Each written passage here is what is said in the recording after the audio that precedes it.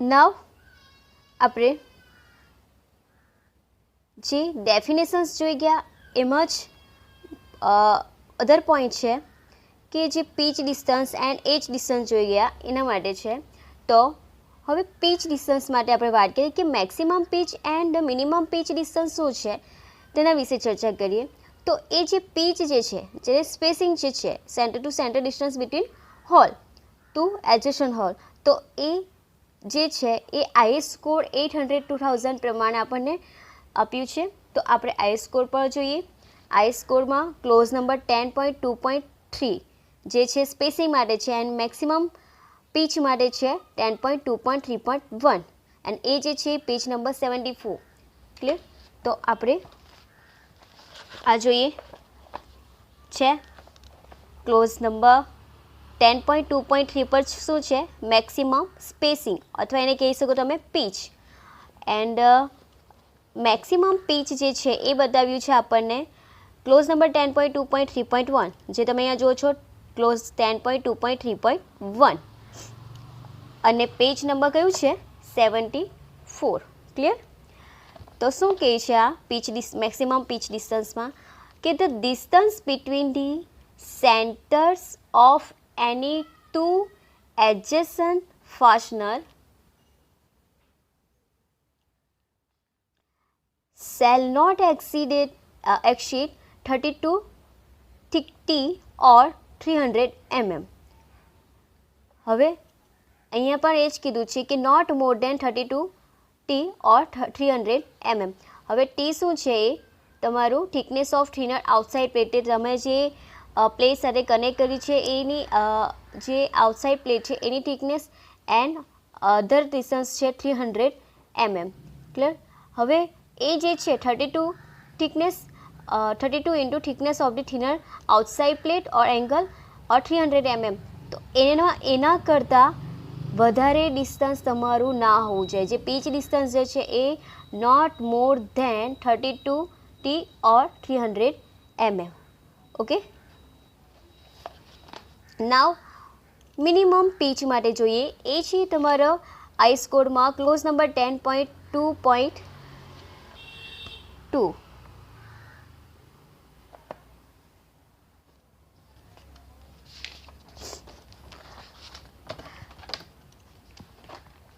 આ જુઓ છો તમે ક્લોઝ નંબર 10.2.2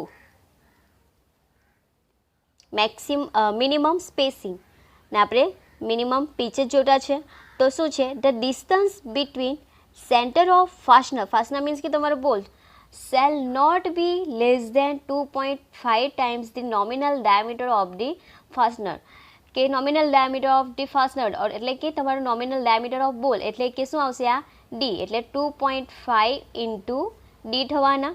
એ જે છે એનાથી shall not be less than કહેવામાં આવ્યું છે એટલે કે shall not be less than અહીંયાથી જે 2.5 છે એના 2.5 ઇન્ટુ ડી જે નોમિનલ ડાયામીટર છે એના કરતાં ઓછો નહીં હોવું જોઈએ. શું? Minimum spacing. તો તમે જોઈ શકો છો મિનિમમ પીચ જે છે કેટલું છે 2.5 ઇન્ટુ ડી જે ડી જે છે તમારું નોમિનલ ડાયામીટર ઓફ બોલ. હવે આપણે એક એક્ઝામ્પલ લઈએ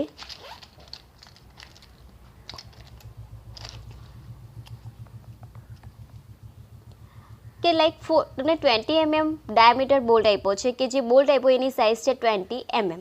ઓકે. એના માટે તમને ફાઇન્ડ કરવા કે મિનિમમ પીચ જે છે એ મિનિમમ પીચ ડિસ્ટન્સ શું છે ફાઇન્ડ કરો. તો તમારે શું કરવાનું મિનિમમ પીચનું તમને સૂત્ર ખબર છે અથવા તો તમારી પાસે કોડ છે જ. તો કોડમાં clause number 10.2.2 minimum spacing or minimum pitch જે પેજ નંબર 73 પર છે. ક્લિયર? જે તમને કીધું છે કે shall not be less than 2.5 times the nominal diameter of the fastener એટલે કે તમારે શું લેવાનું છે minimum spacing minimum pitch is equal to 2.5 into D. તો અહીંયા આપણે લઈએ minimum pitch. Minimum pitch is equal to 2.5 into D. Here D is equal to શું છે તમારી પાસે D is equal two 20 mm છે. તો હું લઉં 2.5 ઇન્ટુ 20. ઓકે, તો તમારો આન્સર શું આવશે? તો તમારો આન્સર આવશે 50 mm. ઓકે, હવે આપણે જોઈએ એચ ઓર એન્ડ ડિસ્ટન્સ. તો એચ ઓર એન્ડ ડિસ્ટન્સ છે એમાં પણ આપણે minimum edge or end distance and maximum edge end distance જોવાના છે. તો એ છે IS કોડ 800/2007 10 ક્લોઝ નંબર 10.2.4.2 જે મિનિમમ એજ ડિસ્ટન્સ માટે છે, જે પેજ નંબર 74 પર છે. ક્લિયર? તો એ જોઈએ પેજ નંબર 74 અને તમને અહીંયા ક્લોઝ કીધો છે 10.2.4.2 minimum edge or end distance માટે પેજ નંબર 74 પર. ક્લિયર? તો તમે જોઈ શકો છો 10.2.4.2 the minimum edge and end distance from the centre of any hole to the nearest edge of a plate shall not be less than 1.7 times the hole diameter in case of sheared or hand flame cut. hand flame cut માટે શું છે તમારું 1.7 times the hole diameter, એટલે કે તમારો 1.7 સાથે શું multiply કરવાનું છે? હોલ ડાયામીટર, એટલે શું? DH. Clear?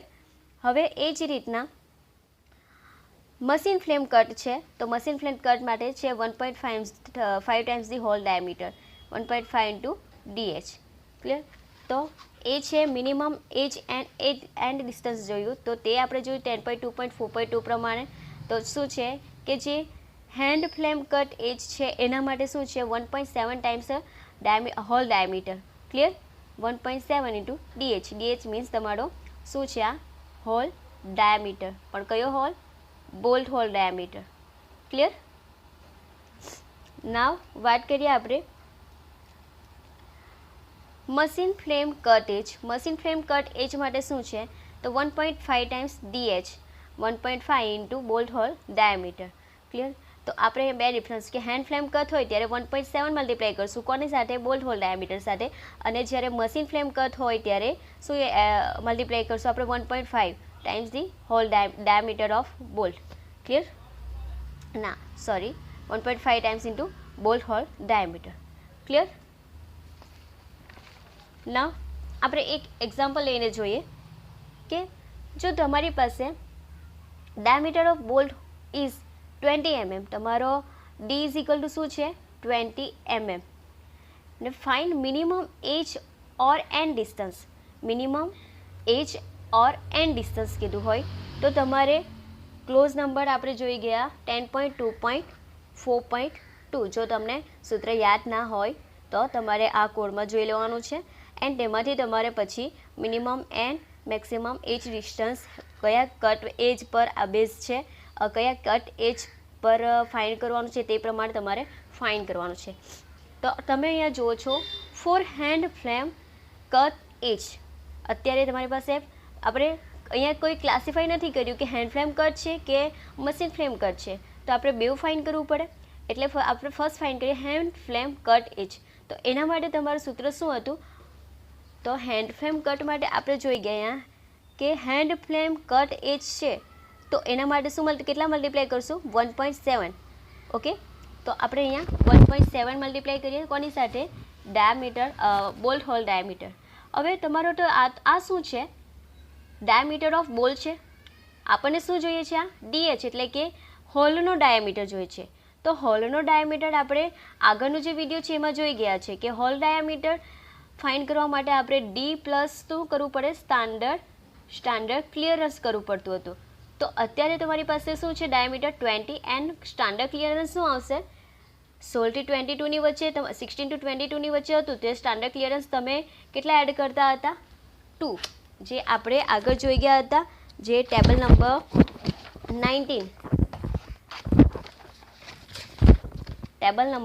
19 okay page number 73 પર હતું. જો તમારો ડાયામીટર જે છે 16 થી 22 ની વચ્ચે છે એટલે કે 20, તો તમારે કેટલા એડ કરવાના? Standard clearance 2. ઓકે, જે મેં એડ કર્યા છે અહીંયા, તો 20 + 2, તો તમારો DH ની વેલ્યુ શું આવશે? 22 mm આવવાની. ઓકે, તો એ મેં એપ્લાય કરું તો 1.7 ઇન્ટુ 22, તો તમારો આન્સર આવશે 1.7 ઇન્ટુ 22 કરશું તો તમારો આન્સર આવે છે 37.4 mm. ઓકે, હવે એ જ રીતના મેં ફાઇન્ડ કરું છું મશીન ફ્રેમ કટ એજ, તો એના માટે 1.5 ઇન્ટુ ડીએચ છે, તો 1.5 ઇન્ટુ ડીએચ કેટલા આવ્યા તમારા 22,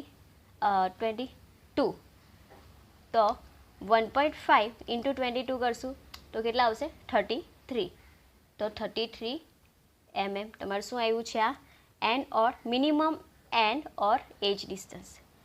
ના હવે વાત કરીએ આપણે મેક્સિમમ એજ ડિસ્ટન્સ, તો તે કોના બેઝ પર છે 10.2.4.3 ક્લોઝ નંબર 10.2.4.3 જે આપણા પેજ નંબર 74 પર જ છે.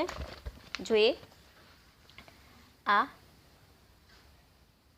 10.2.4.3 કે maximum edge distance to the nearest line of fastener from an edge of any unstiffened part should not exceeded 12 T epsilon 12 T E. એ મીન્સ શું છે અહીંયા યંગ મોડ્યુલસ અથવા મોડ્યુલસ ઓફ ઇલાસ્ટિસિટી જે તમે જુઓ છો is equal to 250 divide by FY raise to 1 up, તો એ છે તમારું અંડર રૂટમાં 250 ડિવાઇડ બાય ઇલસ્ટ્રેન્ડ.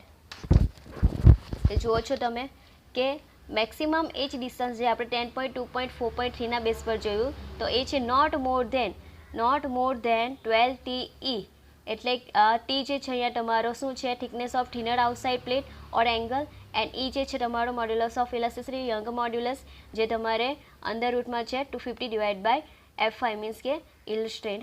ઓકે, તો એના કરતાં 12 TE કરતાં વધારે ના આવવું જોઈએ. શું? તો મેક્સિમમ એજ ડિસ્ટન્સ. ઓકે, તો આપણે અહીંયા આ જે ડેફિનેશન્સ છે આપણી